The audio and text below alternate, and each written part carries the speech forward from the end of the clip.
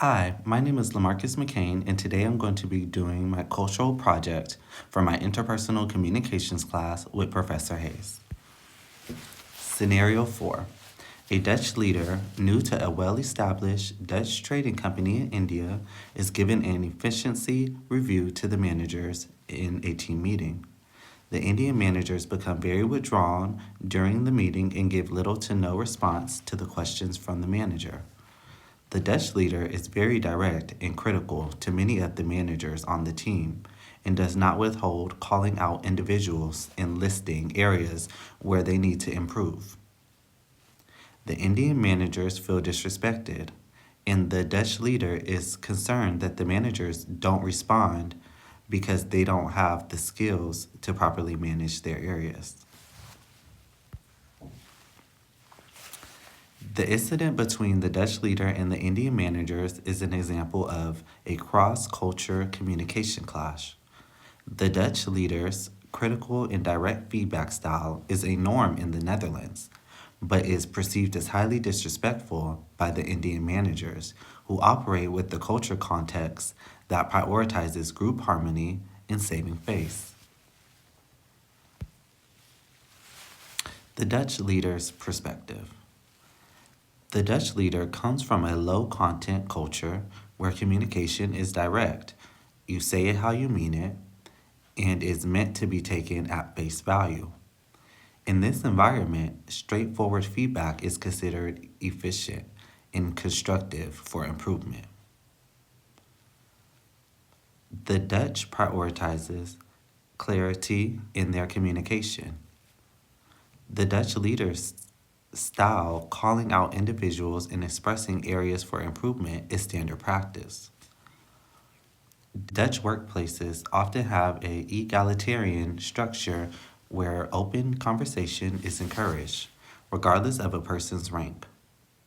The leader expected an open discussion and for the managers to engage. From the Dutch leader's perspective, the silence and withdrawal from the Indian managers suggests a lack of understanding and willingness to address performance issues directly. The Indian manager's perspective. The Indian managers come from a high context culture that values harmony and respect for authority. In this environment, direct criticism, especially from a superior, is an embarrassing and damaging to one's reputation. To maintain peace and harmony, Indians often use nonverbal cues and indirect language. Silence is a respectful way to signal refusal or disagreement without causing offense.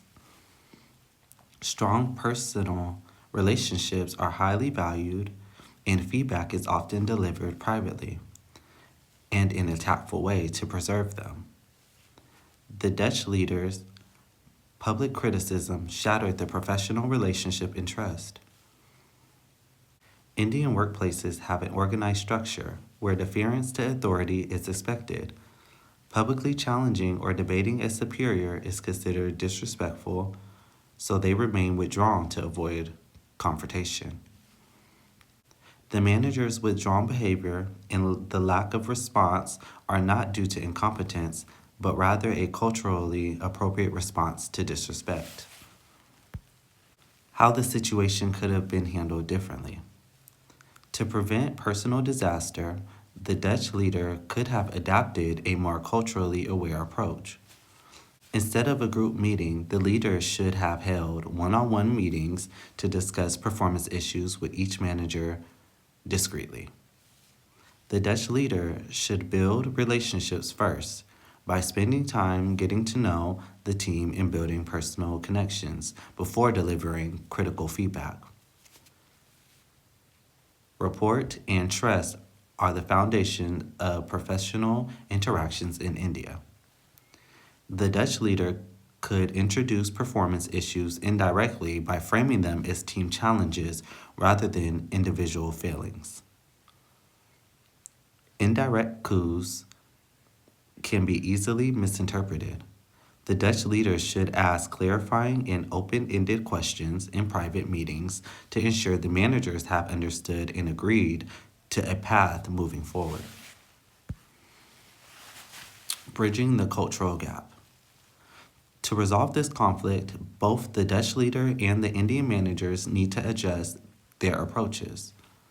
For the Dutch leader, dedicating time to building relationships with the managers on a personal level, which is a key part of the Indian work culture. Give constructive feedback in private to prevent public humiliation. And explain the purpose of the direct feedback and inform the managers that it's not a personal attack. For the Indian managers, recognizing that the leader's directedness is not malicious, but a cultural norm meant to be efficient and transparent.